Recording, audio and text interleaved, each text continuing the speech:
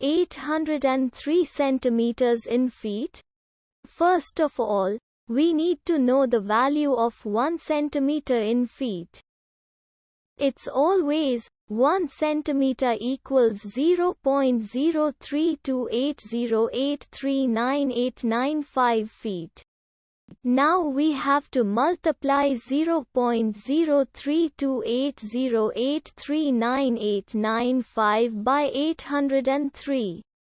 Therefore, 803 centimeters times 0.03280839895 feet equals 26.34514435685 feet.